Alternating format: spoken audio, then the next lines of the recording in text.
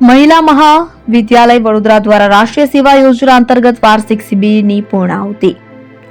વડોદરાની અકોટા વિસ્તારમાં આવેલ મહિલા મહાવિદ્યાલય વડોદરા દ્વારા રાષ્ટ્રીય સેવા યોજનાનું એનએસએસ દ્વારા વાર્ષિક શિબિર આ પાવન પવિત્ર ભૂમિમાં શ્રી બળિયાદેવ મહારાજના મંદિર ભાયલી ગામમાં યોજવામાં આવ્યું હતું, કે જેની પૂર્ણાહુતિ સમારોહમાં ઉપસ્થિત મહિલા મહાવિદ્યાલય વડોદરાના પ્રિન્સિપાલ ડોક્ટર પ્રદીપ જોશી સાહેબ તેમજ NSS programme officer doctor Hiral Patel, Varshaben Pandya, Dhan Vidyaben તથા ડોક્ટર અમિત માછી તેમજ રિષભ રાવલ કોલેજની જનરલ સેક્રેટરી ગોસ્વામી કશિશે હાજરી આપી હતી.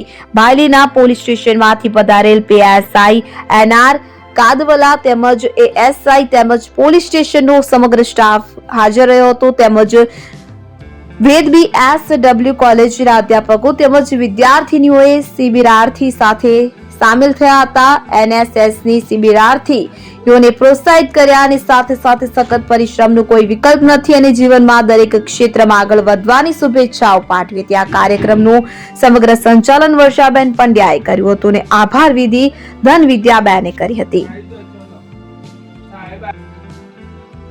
આપણે મહિલા મહાવિદ્યાલય વડોદરા એનએસએસના ઉપક્રમે આજે ભાયલી ગામે અમે વાર્ષિક શિબિરનો સમાપન સમારોહનો કાર્યક્રમ રાખ્યો હતો અને અમારા પ્રિન્સિપાલ ડૉક્ટર પ્રદીપભાઈ જોશીના માર્ગદર્શન હેઠળ આ કાર્યક્રમ થયો. એમાં રોજે રોજ અમે જે સમાજના પ્રશ્નો છે, જેમ કે સ્વચ્છતા જાળવવી, જળ સંચય, વૃક્ષારોપણ, બેટી બચાવો, બેટી પઢાવો, પછી કોઈ પણ રોગ હોય તો એના વિશે માહિતી, જેમ કે કેન્સર છે, એઇડ્સ છે, કોરોના, એ બધા વિશે પણ આ એનએસએસ જે છે અમારું એકમ એ બધા વિશે કામ કરે છે.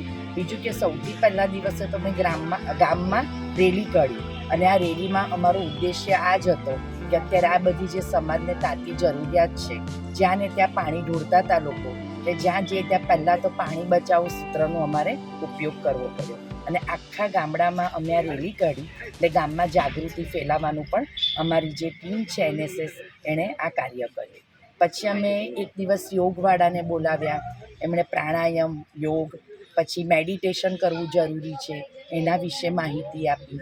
શી ટીમને બોલાવવામાં આવી. શી ટીમે બહેનોના જે પ્રોબ્લેમ છે એના વિશે માહિતી આવી, કેવી રીતે સ્વ બચાવ કરવો, કયા નંબર પર તમારે કોન્ટેક્ટ કરવો, ઘરની બહાર નીકળો અને તમારો ફોન કદાચ પડી ગયો તો મેડમે એવી પણ સલાહ આપી કે તમે લાઈવ લોકેશન મૂકી દો 8 કલાક 6 કલાક, એટલે કંઈ પણ મિસપ્લેસ થાય તમારા ઘરના તમારો કોન્ટેક્ટ કરે તો જ્યાં ફોન છે ત્યાંથી તમારું લાઈવ લોકેશન મેળવી શકે. પછી એની સાથે ટ્રાફિક અવેરનેસમાં અમે પરમાર સાહેબને બોલાવેલા. આજકાલ બહુ જ બધા એક્સિડન્ટ થઈ રહ્યા છે આપણા વડોદરામાં, તો ટ્રાફિક અવેરનેસ વિશે પણ એમણે બહેનોને સરસ માહિતી આપી. અને ટ્રાફિકની સાથે સાથે બીજું શું સાચવવાનું, જેમ કે હેલ્મેટ પહેરવી જરૂરી છે. 3 સવારી બહેનો બહુ જાય છે એટલે એક્સિડન્ટ થાય છે તો એનો 100 રૂપિયા દંડ, કોઈ પણ ગાડી હોય તેની પર બ્લેક ફિલ્મ ન હોવી જોઈએ. આ રીતે એમણે વિવિધ માહિતી એમણે પણ અમને આપી. એની સાથે પછી ધર્મ, અર્થ, કામ, મોક્ષ જે આપણે ખરેખર જીવનમાં ઉતારવા જેવું છે એના વિશે પણ અમે લલિતાબેન અને પૂર્ણાબેનને બોલાવેલા. એક જાગરિકા નામની સંસ્થા છે, એમાં આ બહેનો જે આપણા જે સનાતન મૂલ્યો છે એના વિશે એ લોકો કામ કરે છે. તો એ બહેને પણ અહીંયા આવીને અમારી બહેનોને સરસ રીતે વાત કરી અને માર્ગદર્શન સારી રીતે આપ્યું. એ સિવાય પણ અમે બીજી જે પ્રવૃત્તિ, જેમ કે વકીલ, તો બહેનોના કયા પ્રોબ્લેમ છે, કઈ કલમ લાગે તો બહેનોને કઈ કલમ એ યુઝ કરી શકે, પોતાના કંઈક દાખલા તરીકે દહેજ હોય કે એના ઘરના કંઈક ઘરેલું પ્રોબ્લેમ હોય એના વિશે વકીલોએ પણ માર્ગદર્શન આપ્યું. ડૉક્ટર, જેમ કે કેન્સર છે તેની શરૂઆત જે થાય છે તો બહેનોને એના વિશે પણ માહિતી આપી. એટલે આખી જે અમારી શિબિર છે એ દરમિયાન અમે જે આપણા સળગતા પ્રોબ્લેમ છે એના વિશે અમે આ ભાયલી ગામની જે શિબિર છે એ ત્યાં આખી શિબિરમાં અમારી બહેનોએ કામ કર્યું. અને બીજું એમાં ગ્રામજનોનો પણ અમને બહુ મોટો ફાળો મળ્યો. શિબિરની શરૂઆતમાં ઉદ્ઘાટનમાં પણ અમે બધાને ઇન્વાઇટ કરેલા, આવેલા, જમવાનું આ તે બધું ગ્રામજનોએ અમને સહકાર આપ્યો ને બધું બહુ સરસ રીતે અમારું કામ થયું. જેમ કે બાલુભાઈ છે, અરવિંદભાઈ છે, ગોરધનભાઈ છે, હું કેટલાના નામ બોલું, બધાનો જ અમને સહકાર આ ભાયલી ગામમાં મળી રહ્યો છે. અને બળિયાદેવના મંદિરમાં અમે શિબિરની શરૂઆત કરી હતી. આજે સમાપન કરતાં પણ અમને ખૂબ જ આનંદ ને ગર્વની લાગણી થાય છે. આપનું નામ? ડૉક્ટર હિરલ પટેલ.